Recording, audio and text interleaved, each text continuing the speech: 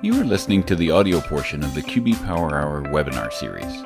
The QB Power Hour is a free biweekly webinar series for accounting professionals presented by Michelle Long and Dan DeLong, who are very passionate about the industry, QuickBooks, and apps that integrate with QuickBooks. You can find out all the details about the webinar series at qbpowerhour.com. So without further ado, here's Michelle and Dan. Welcome everybody, and thank you for joining us for another QB Power Hour. We're very glad to have you joining us today as we do another niche nuances, depending on where you're from. Nonprofit accounting with Megan Tarnow, and she's also brought a special guest, Leslie Johnson. You'll get a chance to meet both of those in a few minutes. Dan, you want to go ahead? Mm-hmm. My name is Michelle Long. I'm a CPA with an MBA in entrepreneurship, owner of Long for Success, trainer for Intuit for a number of years. Make sure you join us on that Facebook group. We can continue the discussion there. And in a little bit, you're going to find about Megan's group, a special nonprofit group as well. So we can continue the conversation there after the webinar today. Dan, go ahead. Yeah, my name is Dan DeLong, owner of Dan With. Wearing my nonprofit t-shirt today that I'm involved with, and oddly enough, I am not the treasurer. That's a first. But yeah, I worked at Intuit for about 18 years. Co-host with Michelle here. Also do a workshop Wednesday on our Facebook group for School of Bookkeeping, and the tech editor of QBO for Dummies. So let's go ahead and introduce Megan. I am Megan Janae Tarnow. I am founder and principal of the Mobius Group, which is a QuickBooks-centric consulting practice focused exclusively on nonprofits. I'm a member of the Intuit Trainer Network, a certified nonprofit finance professional, and a theater major. So like many nonprofit finance people, I fell into it and then grabbed on. And a fan of Michelle, so this is awesome to be here. And Leslie Johnson. I'm the finance and managing director of Gray Wolf Press, which is a nonprofit book publisher based in Minneapolis, Minnesota. I have been there in a number of positions over the past dozen years, and I also, like Megan, hold a undergraduate degree in theater in English, and I have a master's in nonprofit management as well. Well, thank you both for joining us today. It's really an awesome experience to have both sides of the accounting equation here. And when we do this series of niche nuances, we actually did a nonprofit version a couple of years ago, and I think what happened was our video got lost. So I'm like, oh, we need to do it again, and we'll bring on Megan again. And what we're trying to do each time when we have a niche nuance is have someone who specializes in that accounting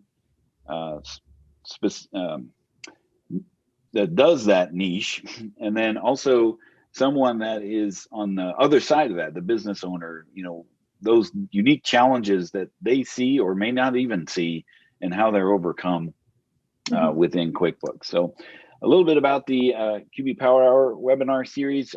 It's every other Tuesday at 12 noon Eastern. Coming up, we're going to be doing continuing our series on the QBO Advanced Features deep dive. We'll be talking about tasks and workflows. So we'll do a little workshop on that. We'll be continuing our niche nuances with real estate, which is a well sought after and searched for topic about real estate, and we'll have Geeta Faust joining us here, and we'll talk about rentals inside of QuickBooks. And we'll be bringing back Licio for part 2 in June. And you have the link there for the PDFs of the slides, recordings, and the podcast as well. And I'll put in the chat the place that you can see the landing page for today, so you can get the handouts directly from there, and some resources as well.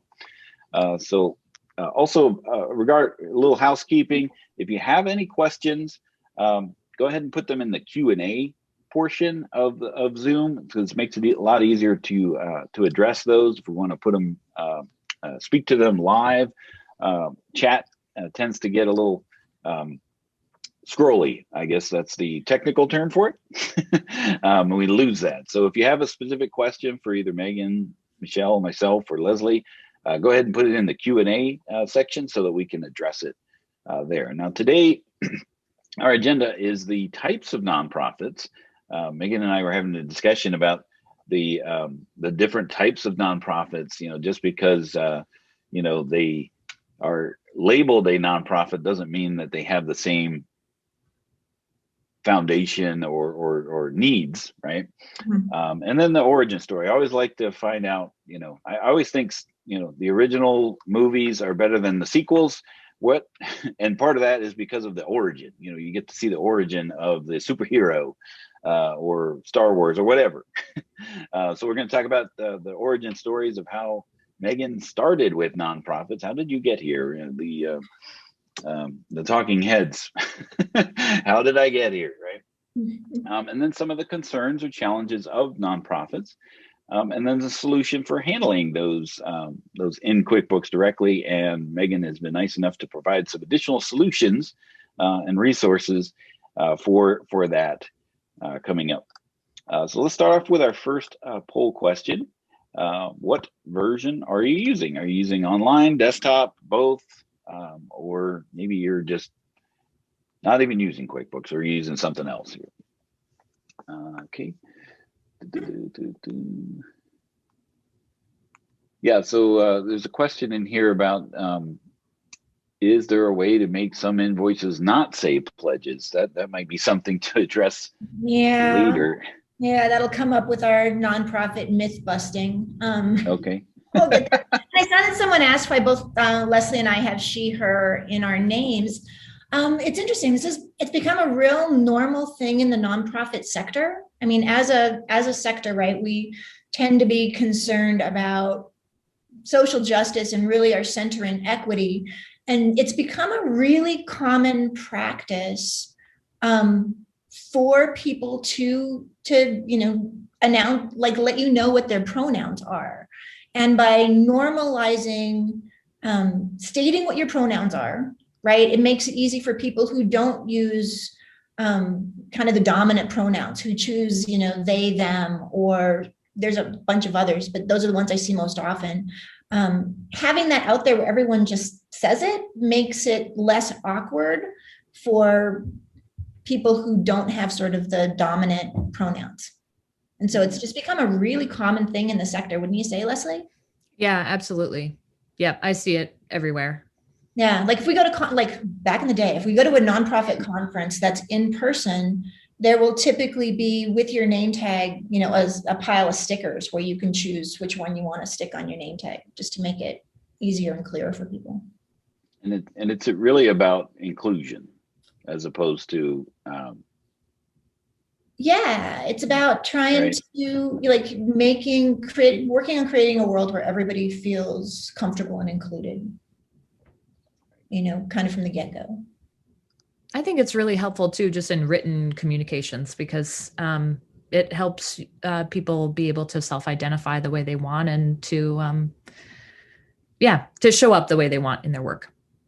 Yeah. I think I shared something on Facebook recently where it's sort of like if someone said, hi, like if you were to say, hi, my name is Daniel, but I prefer Dan, right? Then I should call you Dan. If I insisted on calling you Daniel, I would be a dick. Right. I would be a jerk. So it's like just you'd have to be a Richard in order to be a dick. Exactly.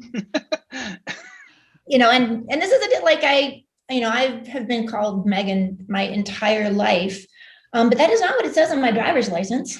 And that is not what the lovely person on Intuit support called me when we first started chatting yesterday. And I'm like, man, yeah, Rich, you're right. I'm sorry. Yeah. I don't know where that came from, Rich. Yeah. So. All right, so it looks like most of the folks are using both QuickBooks Online and Desktop, and followed closely by online. So let's go ahead and kick us off here. So, Megan, some fun facts Yeah, I just feel like there's a lot of things people don't know about nonprofits. And so there's some interesting things. So there are more than 10 million nonprofits and non-governmental organizations worldwide. We can't even agree on how to spell nonprofits. Dan, you put a dash. I just smushed it all together. Sometimes people say not for profit, right? It's a tax status, not a business model. So nonprofits are absolutely allowed to show profit, only we don't call it that. We call it a change in net assets, because we don't call equity. We also call that net assets. And so it's showing how that's flowing. There are 29 different types of 501c organizations, which blew me away. There's one of them that's like 501c 26 that is specifically for veterans organizations that were formed prior to 1880. Okay. What? Wow. Yeah. Donations to roughly 5 of these are tax deductible, but the one that we think about most often when we think nonprofit is the 501c3 charitable organization. And there are roughly 1.3 million of those in the US. Like Minnesota, where Leslie and I are from, is the state of 10,000 lakes and 30,000 nonprofits. Or nonprofit heavy. Why is that? Is that just because strong funding environment?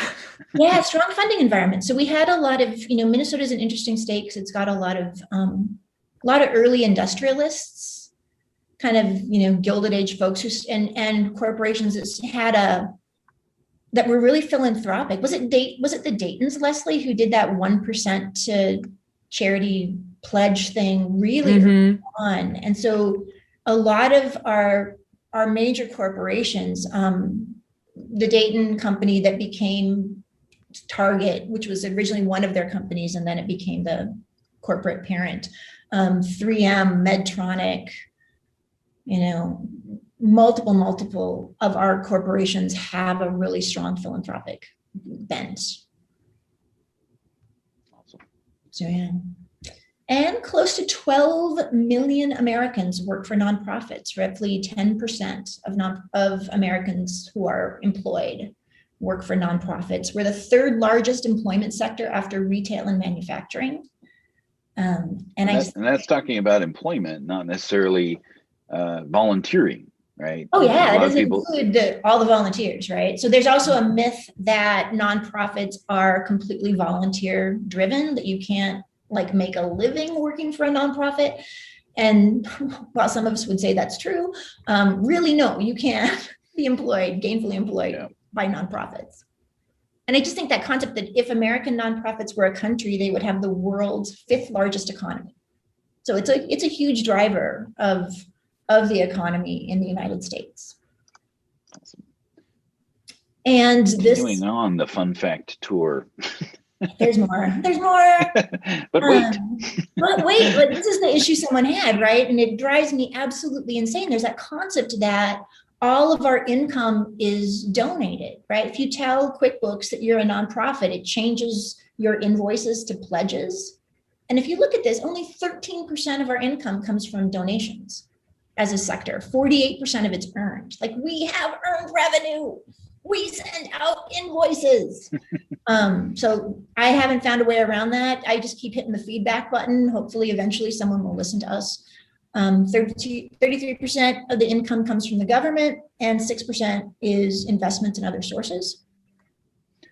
Now along that line about pledges and invoices inside of QuickBooks Online, that you can call it, you can label it whatever you want, right? If you email it though, you have to have the word pledge in the subject line. They won't let you take it out. Oh, that is. You're so it just kind of makes us look dorky, right? I want to send you an invoice for your rent or whatever it is, right? Because we have as you can see, a lot of earned revenue, and then it has the word pledge on it, so it makes us look like we don't know what we're doing. Gotcha. Here's a question from Denise. Are social enterprises considered nonprofit? They can be. And I think it's super interesting because that is a growing part of the sector. where many, and again, nonprofits like to have control of our own destiny. It's, if anything, the pandemic has shown us like having diversified income streams and the ability to drive our own train makes a huge difference. So sometimes you get like, obviously Grey Wolf has a huge earned component. Their whole point is they publish books, right? But which we sell on Amazon and in bookstores all across the country. Yeah. Right. So in that way, it's very exactly the same as a for-profit publisher. And your authors aren't doing it for free. No, they aren't. I don't know. I wrote a book for a publisher and it might as well have been free for the cost per hour I got paid. It wasn't making me rich, that's for sure. So it sort of depends on how that social enterprise is related to your exempt mission. And sometimes it can really be baked in, like the sale of books is for Grey Wolf. For others, it's sort of a side thing. Like I've got a client that their nonprofit mission is to bring people together, like start conversations over food. And because they were really good at food, they started a sideline that was catering. And what happened is the catering just started to explode and was becoming much larger than the exempt part of their organization. And so they had to spin that off into a fully owned LLC in order to just like maintain their exempt status with the IRS. So it's an interesting area that a lot of nonprofits are kind of exploring. Now, so you have here the big three here: education, religion, and healthcare. Everybody thinks like, I made a joke about, I'm not the I'm not the treasurer of the nonprofit. And we were talking yesterday about like, getting experience, just volunteer as a nonprofit. They'll be glad to, let you play with their finances. But as we'll discuss, that's maybe not the best idea to get some experience in the nonprofit sector because of the nuances about that. And you could really go down a rabbit hole that you don't necessarily want to find fishing yourself out of. Right. I think it's and it's an interesting kind of dichotomy, right? Because a lot of nonprofit finance people, this is true for me and for Leslie, are sort of accidental, right? We didn't train as accountants. We kind of fell into it in organizations that we probably joined because we were interested in the mission and then discovered we were good at the math part, but there's a lot of nuances to it, and it's complicated accounting. So you want to have mentors and be able to work under people to learn what you're doing. Well, and Megan, you even alluded to that earlier when you said some comment about the catering and how it was getting to be a certain percentage and it was jeopardizing their 501c3 status. Yeah. So having the knowledge of the industry information is very valuable. And that's where us as accounting professionals and the consultants can really help these nonprofits who, like you said, may have gotten into it for the mission and they don't know all those intricacies. And that's where we really can add a lot of value to help keep them in compliance and keep them out of trouble and things like that. Yeah, totally. I joke that like nobody starts a nonprofit because they want to keep the records. It's like they're all mission driven, and it's not necessarily even easy to know all the things you're supposed to be doing, right? And then we just had the biggest shift in nonprofit accounting in the last 25 years with the new sort of revenue recognition guidelines that took effect in 2020. So it's been huge. And can you provide the listeners with an update on what changed? How did it change? What's new? So there was a big change right when I got into nonprofit accounting back in the late 90s. FASB 116 and 117 that gave us, told us that we had to count contributions when they were promised. So that was a huge impact on organizations that got, say, multi-year grants, right? If I got a grant for $5 million over 5 years, I had to book that whole $5 million when it was promised to me. So there's like these huge swings. Like this year I show a bunch of income, the next 4 years I don't. And trying to budget that and explain it. And then we went to, and I think before that, right, it's kind of before my time, so I'm not entirely sure, but I still run across it in files once in a while.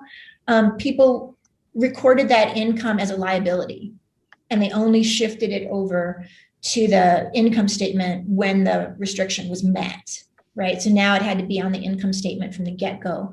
And then we had 3 net asset categories of unrestricted, temporarily restricted, and permanently restricted. So the changes that happened last year were, my understanding was to bring US GAAP more in line with IFRS, which is the accounting standards used around the rest of the world. And the tricky bit is all nonprofits are corporations, right? So the same changes that took place for corporate, and the concept was corporate accounting, but the trickle down effect was us in the nonprofit sector. And then we have that issue of we have both earned and contributed revenue. So there's this whole crazy decision tree, right? And first thing you have to figure out is this a contribution, or is this what they call an exchange contract, like earned?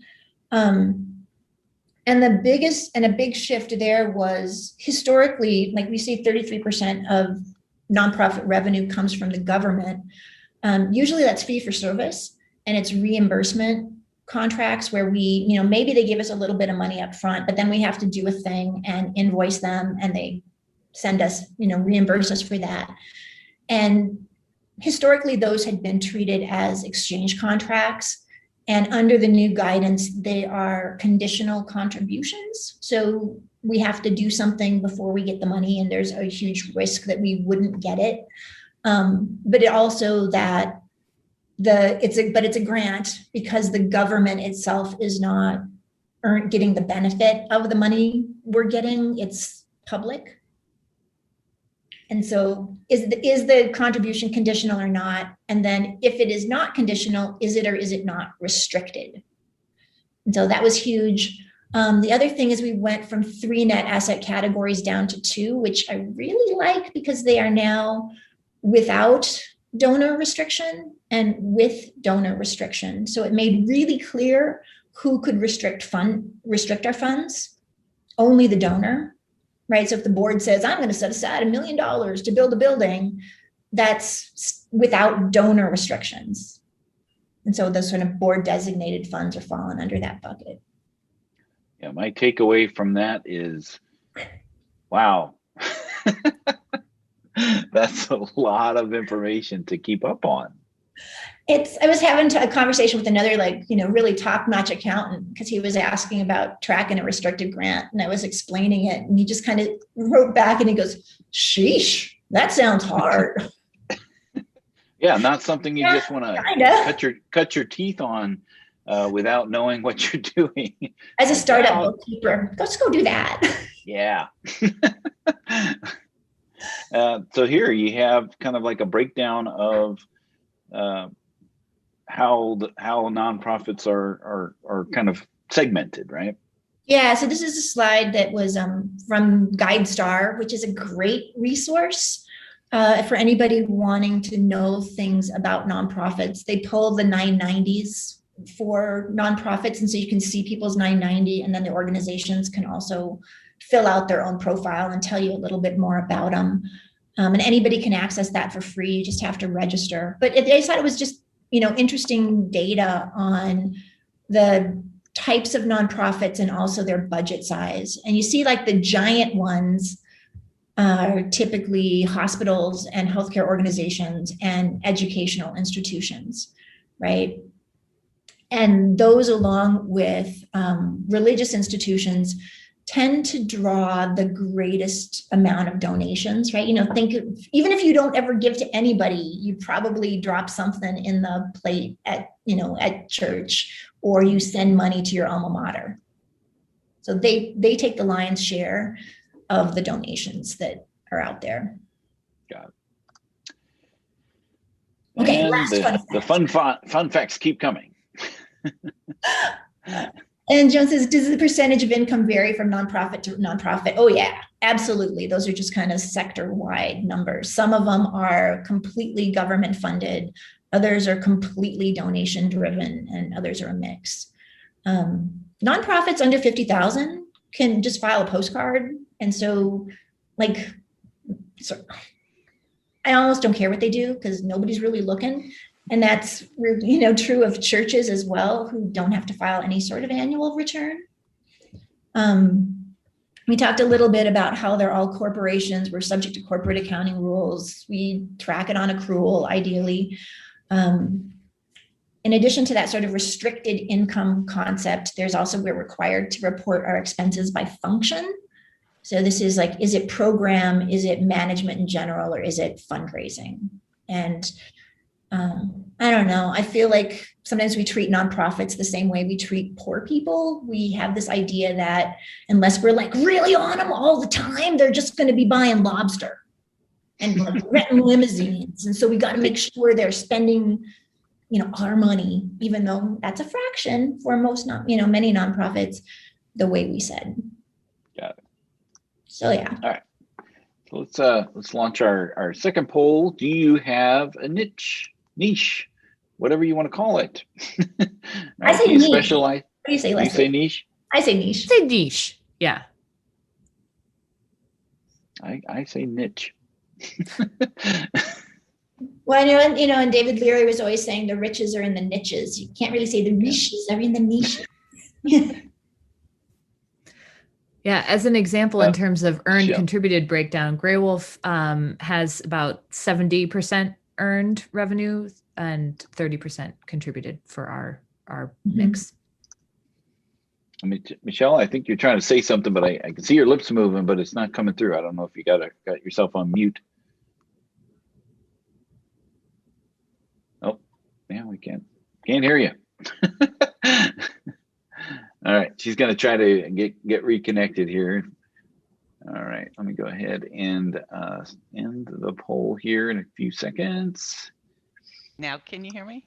Yes, we can hear you now. Okay, I plugged it back in. Okay. I said riches in the niches, and then you finally remembered David Leary says it all the time too. Yeah, so it looks like most folks are no here, but a lot of folks are generalists, but looking for a niche. Well, I would say, if you're looking for something challenging and interesting, that's gonna like make you fire on all cylinders, I think nonprofits are awesome. Like construction, it has job costing. There's actually a lot of similarities in the way we track things in nonprofits and the way we track them in construction, which I did briefly at the beginning. So obviously looking for all the good people to come over. All right, so let's talk with Leslie. Tell us a little about Grey Wolf Press. Yeah, so Grey Wolf Press is a nonprofit book publisher, and that probably sounds a bit strange, especially since we have a very similar model to a for-profit. But what makes us nonprofit is a consistent mission around publishing the types of books that are normally a little bit commercially challenged, like poetry, short stories, essays, books in translation. We tend to publish kind of like genre bending books that don't fit in a really clear spot at the bookstore. And we publish things because we think the writing is great and not because we think it will sell. But even given that, we do have books that sell. Our annual budget is a little over $5 million. We get the bulk of our revenue from those book sales, as well as sales of subsidiary rights. So when you acquire a book, you also acquire the rights to publish it in different territories and different formats, and you can sublicense those to other publishers in other countries or different format publishers. So we get some more earned revenue there. And then we have contributed revenue from government sources like the National Endowment for the Arts, our state arts board, and from institutions. grants from foundations and from individuals. We have a staff of 19. We've really grown over the past 10 years, and 2 of us in finance. So I sort of oversee, and then we have someone doing more day-to-day accounts payable, accounts receivable. And we had previously been on QuickBooks for Mac, which Megan was like, that's just amazing. You were making that work. And when all this went down with the pandemic last year, we really needed a solution that was not desktop based.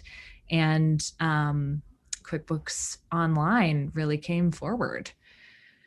Megan has some more top things here about what does make us a typical nonprofit in terms of people like me falling into the finance side of things with the theater background, no formal accounting training, and doing a lot of things manually. We're very paper-based. I don't know, that's probably not a surprise to someone, given that we deal with paper books, but there's a lot of our systems that are very on paper. We don't have an endowment. A lot of larger nonprofits would have that, and investment streams therein. We do not, and we spend 85% of our expense is on producing the books, distributing the books, promoting the books, sending the authors on tour, that kind of thing.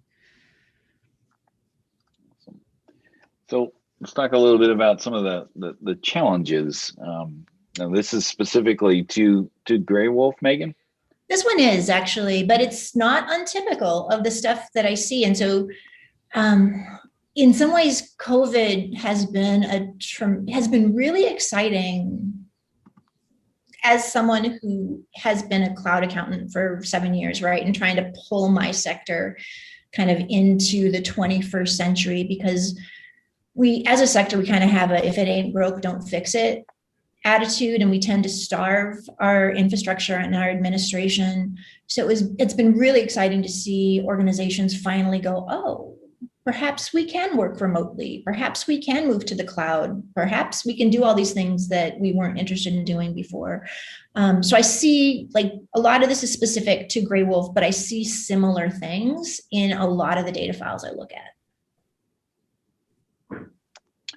So what, want to talk through some of these challenges? I'm going to kick it to you, Leslie. What do you feel like some of the big challenges were for you guys, in like what, in addition to it being, desktop based, there were other issues with that data file, right? Yes, for sure. I think you're absolutely right. If it's not broken, don't fix it. And we had been, using the same chart accounts since the 90s, basically. And just whenever we had a new type of expense, we just added a new account for it, even if it was really a flavor of a previous type of thing. So yes, the chart of accounts was definitely full of stuff and very much in need of a refresh. I think what was great about working with Megan on the converting that and moving us over into QuickBooks Online was that she really brought in the best practices in terms of having expense accounts be natural categories, classes, or functions. And I was also able to push back in certain areas and say, well, author tours are not maybe a natural category, but they are for us, and they represent, $100,000 a year. And so we really need to see those broken out separately or not, or whatever. I loved the opportunity to work with Megan to kind of brainstorm how to use the file and all of its different ways of categorizing things, which is a lot more than the desktop version. So, in addition to accounts and classes, we've got tags, we've got custom fields, we've got, the ability to do these different kinds of reports. And I think we really made use of all that stuff. And so I have a question for you all. So it sounds like you probably did a conversion from QuickBooks Mac to QuickBooks Online. But Megan, I think some of the accountants out here would like to know, it sounds to me like, based on what Leslie's saying, you didn't actually convert from Mac to online. You started a new company and you changed the structure of the accounts and the classes and stuff. Can you kind of talk a little, Megan, about kind of that thought process? Just because you can convert from Mac to online doesn't always mean you should convert to online. So Yeah. can you kind of go through that a little bit? A little. I mean, I really feel that the structure of like deciding how you're going to structure your data file is really partially an accounting thing, right? But it's really a strategic planning conversation where you need to figure out who are all the stakeholders in the data, and nonprofits have a lot of stakeholders. What are they going to need to know, and what is the best way to squeeze all of that, into this tool, right? Because, there's more than one way to get the same answer, and which one is gonna be the right one for this organization. We've kind of come up with some best practices, right? Accounts want to be natural categories. Typically, we're using classes for functions, so the different programs plus admin and fundraising. But then we've got a lot of extra stuff, right? We've got products and services. We've got tags, custom fields, customer, projects. What are we going to use that stuff for? And what does it look like when we report? And I find in a lot of, not, probably data files in general, but nonprofit files for sure, nobody had that conversation up front, right? Especially in a file that's been around for a while. And every, and you've got this port, like typically it's unusual that you've got more than one person in the finance department, right? Because of organizations under $1 million. And that person typically is, very often is accidental, has no training or any support. And so somebody comes to them and says, I need to know what we spent on the newsletter. And typically they know about accounts and they know about classes. And so they're like, well, it becomes one or the other, right? It's either an account or a class, or sometimes it's both. And so we stopped and we had those conversations with Leslie, and we took their existing chart of accounts and class and the things that they were tracking. And we did a crosswalk. We mapped it to where it was going to be in the new system. And then we started fresh with the amounts on their balance sheet on the last day of their previous fiscal year. And then we went forward. And sometimes people bring in a year's worth of data just to have comparables, but. Right. And as a tip to people, in the advanced certification training materials in the last module, I believe, on complex conversions, it talks about how to put in all those beginning balances and open transactions when you're starting fresh in QuickBooks Online. So thank you for sharing some of the thought process and details on that, because I think that's helpful to people. Yeah. Yeah, and like the slide that we're showing here, you guys are using all the things that are in QuickBooks, and one thing that's not even here is budgets. I mean, that's something that a lot of nonprofits is really important. Is the budgeting function, but making that line in the sand, like, okay, here's where we're at, and here's where we want to go. This data is maybe not going to get us there. Let's use this as a point, a turning point to be able to redo something that where we want to get to, right? Yeah, and it's awesome in QuickBooks Online that we can do multiple budgets, right? Mm-hmm. Even for the same time period. So sometimes people will do here's the budget we think we're going with, but here's our worst case scenario. Here's our best case scenario. Or I think somebody said in the Q&A something about, grant budgets. Yeah, you can make a separate budget just for that grant and have multiples there as well. And Leslie, I got a question for you. So from the client perspective, change is never easy. Change is always disruptive. Change is challenging, especially change in the middle of a pandemic, when I imagine all your traditional revenue sources and fundraising, all that, everything was just disrupted. So from your perspective of this conversion, what was it like on your end? What was it like for you trying to ask the board to approve the money to do the conversion in, some of your administrative and kind of behind the scenes things? Can you kind of talk about it from your perspective? Yeah, I mean, I think we're really lucky to have board members who are really interested in Gray Wolf's longevity, and in investing in Gray Wolf. And I think it's easy to make the case that investing in the accounting function is investing in your ability do your mission. At least we have conditioned our board members to respond positively to that. So yes, it was disruptive. And I foolishly chose to do it at the tail end of our fiscal year. So we have a calendar fiscal year, and we kind of went in to make this big change like in October. So then I needed to bring in all of the previous month's activities in order to be able to produce, all of our financials that we were going to need for auditing purposes, because nonprofits of our size are audited every year, and that's another fun thing. So it was disruptive for sure, but it was great to have a chance. I mean, it was totally worth it. I would do it again. I just love the way our stuff looks in QuickBooks Online. I love what the kinds of reports that we can produce now. A really big hurdle for us was figuring out how to deal with the book titles, because we have 500 book titles, and a lot of our specific restricted grants are for a set of titles. It's to help promote these 6. So we really need to have the ability to track expenses by book title, which is not a natural category. It's not really a functional category. It's this other thing. And there's so many of them. So we worked with Megan to develop basically the customer list to use them that way, which has been a great solution and really ups our reporting game. And I think the board has really seen that. They've really responded to the fact that we can produce better information for them.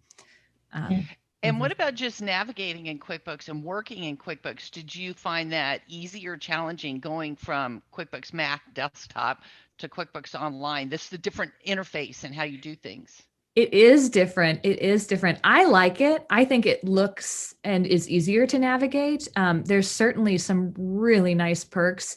There's nothing like the bank feed in QuickBooks for Mac, and that has revolutionized my world to the point where we were having like some difficulty with one of our bank feeds about a month ago, and I was like, right, I guess we got to leave this bank if it's not going to work. we can't do this. So it's only been like 6 months since we did the conversion. So already I'm a total believer in QuickBooks Online. Not a plant. Absolutely not a plant. And then as far as the type of, the flavor version, there's 4 different versions of QuickBooks Online. Some of the things that you mentioned with, the requirements, at least Plus is the version to be in for a nonprofit for just a few of those things, budgeting, classes, those types of things as well. But you really like advanced on there's top of no that, reason right? for a nonprofit not to go with advanced, because you can get it for a significant discount through TechSoup, which is a great online resource with discounted software, especially for nonprofits. I didn't even consider doing anything other than advanced. Yeah, with the custom fields and the the enhanced reporting that you have, that's going to give you more output than it would with Plus, and the cost significance is very negligible, especially going through a program like TechSoup. Yeah, I mean, for Grey Wolf, like one of the tricks with moving to QuickBooks Online is that it really, you can make multiple receivable accounts, but it's only going to actively use one. And nonprofits are accustomed to saying, here's our accounts receivable, here's our pledges receivable, here's our grants receivable, here's our contract, kind of breaking it out. And it would have been a nightmare without the ability to do a drop-down custom field in advance. If we had to manually type that in every time and try to get it right, it just would have been super challenging, because that's been a big deal for Grey Wolf. And Megan, can you clarify TechSoup? Is that only available for 501c3s, or what's the rules on TechSoup? Yeah, it's 501c3s and churches and libraries. And so Intuit is actually donating the software to TechSoup, which is a nonprofit itself. And then what you're paying is an admin fee to TechSoup for doing the due diligence of making sure you're a legit nonprofit. There's a question in here about that. Is if they already have purchased Advance, can they change their subscription that way, or how does that work? Kinda. So if you've purchased Advanced Retail, here's what I've done. There's a couple different ways, and it comes up periodically. The way I've done it is, with Advanced, you get what used to be Chronobooks, that backup and restore. Right. So use that to back up your existing retail subscription and then copy it into the subscription for TechSoup and then cancel your retail subscription. Yeah. So the short answer is no, you can't change your existing subscription, but yes, you can get your data into the new subscription. Although if you have a plus subscription through TechSoup, you can upgrade right in product and just pay the new amount next year. Right. I also wanted to make sure we got to that tags question, because I've really enjoyed the ability to use tags in QuickBooks Online Advanced. We use them to tag like donations from our board and national council, which we need to report regularly. So it allows us to be able to have, you've got a customer who is this like specific person.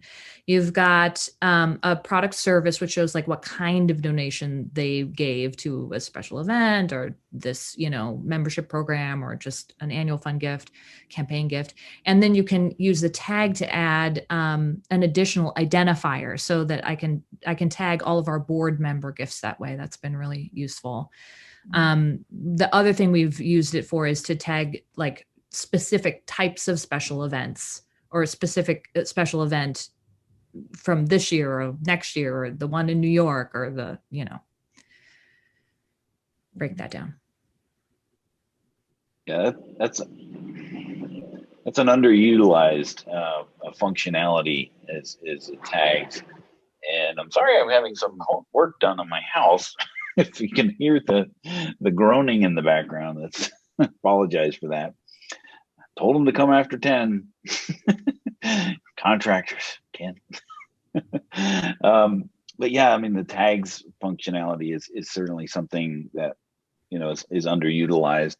And I stopped the sharing on purpose because I really just wanted to have just a conversation and a dialogue here, and we can see each other a little bit easier. And so where do you find, Megan, that QuickBooks limits itself? Like where's the end of QuickBooks where you kind of have to look at for a nonprofit other services that will help nonprofits? Oh, in terms of like additional, like when do they outgrow QuickBooks, or what else helps? Or third-party apps. Yeah, third-party add-ons that are really useful for nonprofits.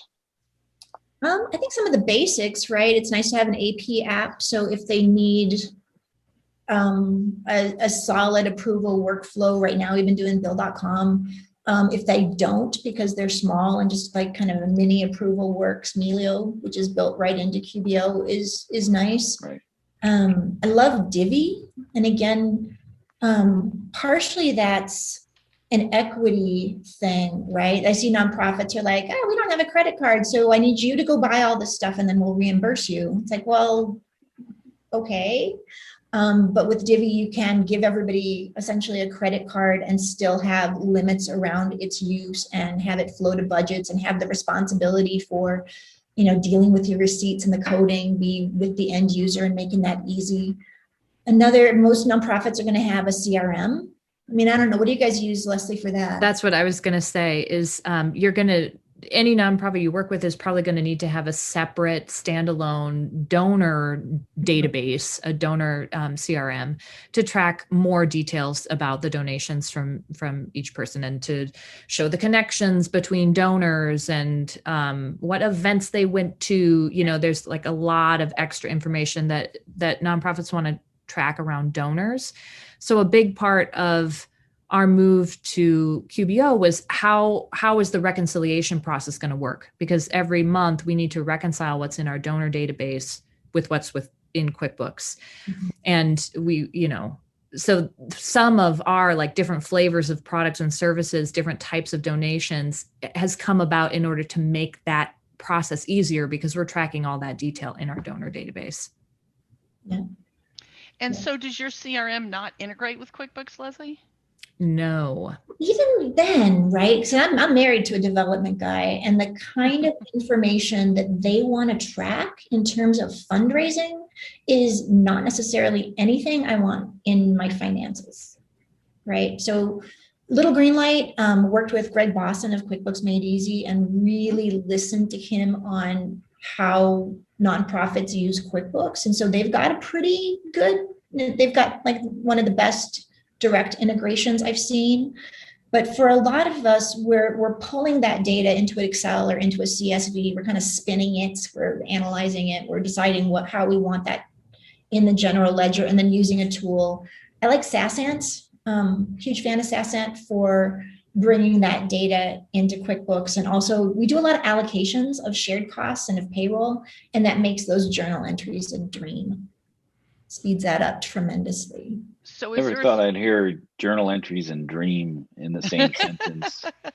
Nightmare, maybe, but so a couple of specific questions. For small nonprofit under 100,000, what would you recommend for a CRM? Well, I would I would take a look at what's on TechSoup. And somebody wanted to know the cost of TechSoup for QBO Advanced through TechSoup. How much it costs? $160 a year. Thank you. As opposed to the $150 a month. Right. That is for retail. $75 if you get a special deal or go through So it's huge. And it Well, and there's lots of other software available through TechSoup as well. Yeah, and training. Yes. So Zoom is available through TechSoup. I think, I don't know if it's available.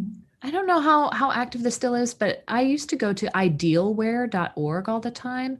That's a nonprofit that has a lot of tools for helping you decide what kind of CRM would be best for you or what kind of other technology would be best for you as a nonprofit. There's a lot of different CRM options out there, and it really depends on what your nonprofit does in terms of what their needs are. Right. And when we were originally thinking about having this particular session of the Power Hour, my goal was to have Regis from Give join us as well. That is, I don't know if you've ever checked out. We're talking about apps that integrate with QuickBooks Online. It's a great way for nonprofits to give and donate and be social enterprises of themselves to give. Like that's what I do with this nonprofit. We Regis was nice enough to set up this nonprofit as a recipient, and my business donates to my own nonprofit that I work with. So it was a great way for me to automatically do some fundraising for myself or the nonprofit that I was so passionate about, was to be able to do that. And that is a great way, even for those that are in the audience, to be able to help nonprofits raise funds for all of their clients who aren't nonprofits. Yeah. And go ahead. I was going to say, we have a question here. So what are your thoughts on using sub-customers to track grants that cross tax year boundaries? And I know Leslie mentioned that you're using customers and sub-customers for book titles and stuff, but aside from your nonprofit, what are your thoughts on sub-customers to track grants? Totally. Actually, if it's, so restricted grants kind of come in two flavors, right? One is the kind where we have to track direct expenses back to it. And for those, I really like projects because I can, there's that visual in the project center of where we're at with the grant, and it by default is all dates. So it lets us get the picture of the entire grant period. There's others that are, just it's for this program, do that program. All I want to know is you spent at least this much money on your program. I'm not going to need to, like, I don't have to track the details back to it. And for those, I just use sub-customers because there would be no expense on the project center. So it doesn't make any sense to put it there. But yeah, I love that. And what about, do you track cost of goods sold? Do you use cost of goods sold to track direct expenses? Gray Wolf does, but typically it's not a nonprofit. Like typically nonprofits, unless you're producing something, like Right. Gray Wolf is producing something. Like books, yeah. Yeah, normally we're producing services, you know, so there's not really that concept of cost of goods sold, but Right. it's gonna depend because, you know, virtually you could have almost any business and it could be a nonprofit depending on how you spun that. I saw something in the chat about a nonprofit chart of accounts. And just to let y'all know, so we have the link to the Facebook group. I have QuickBooks for nonprofits. What do you do? And the data files set up, including chart of accounts, classes, products and services, tags that I start with, is available in the group files there. Awesome. And I put in some of the links that you. So I should really be thinking about that. But right now, it's just available for free in the files. And I put a lot of the resources that are in the handouts, which you can get on, you know, the Power Hour landing page for this episode. But I also put them in the chat as well, so that, you know, if somebody wants to just click on them right now, you can. And so I put those in there as well. Can I answer Kathy's question, Dan? Do we have time?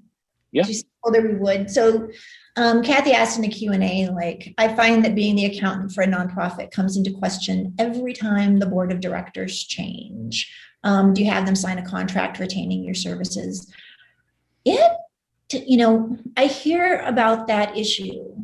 It has every once in a while, right? I have, because nonprofits are funky, right? And in theory, the decision makers are the board, and boards should have term limits. So those people are rotating off every 3 to 6 years, and you get new people who have to understand your value. And, you know, if they're volunteer driven or don't have a strong finance team, then you're interacting with the treasurer and really having to communicate with them. Sometimes they have a nonprofit finance background. Very often they don't. I've had folks come in and go, I don't really like the way these reports present. I would like the things that are on the left on the right, because that just makes more sense to me. I'm like, okay. If you're willing to pay for that, I guess we can make that happen. And so that can be an issue, right? But I think but we have people sign annual contracts. I've had clients that I've had now for 15 years. I've gone through, you know, multiple changes of the board, and I'm on my 4th executive director, where we become their institutional memory. I try not to take that personally, right? Because their job as a board, you know, one of their duties as a board member is the duty of care and ensuring that the nonprofits' resources are used, all of their resources, right? Their money, their people, their time are used wisely in support of the mission. And so I try to see that conversation with new board members as really them just doing their due diligence.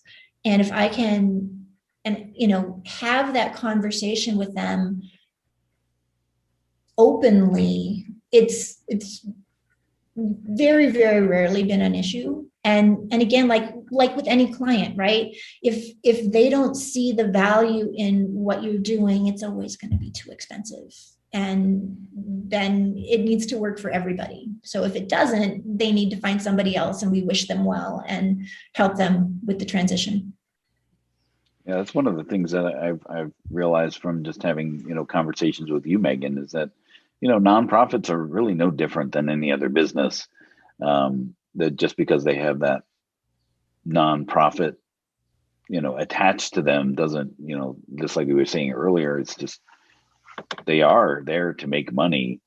It's not just the fact that they're move the mission forward, right? I mean, really one of the differences in a nonprofit is that any income, you know, net income of that business does not translate to any individual.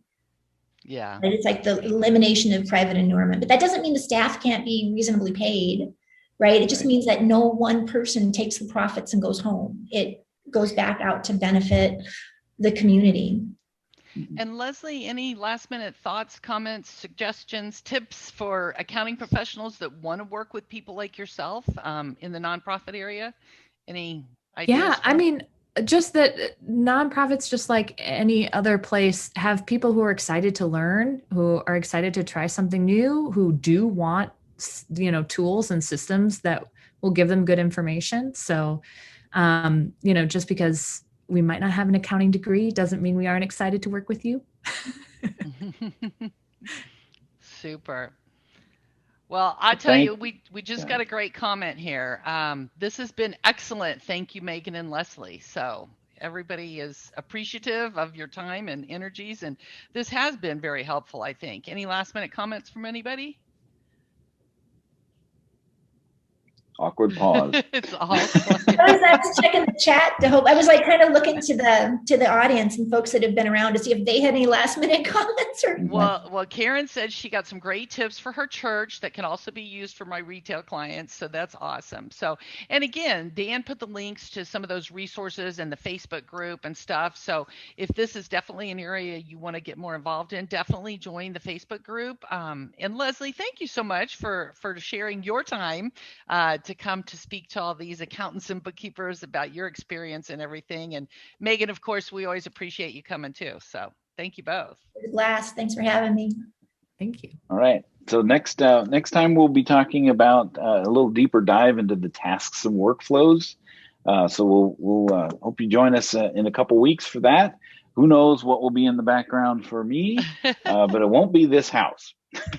So we'll be we'll continue my journey as far as where I will be, and we'll hopefully see you next time on the QB Power Hour.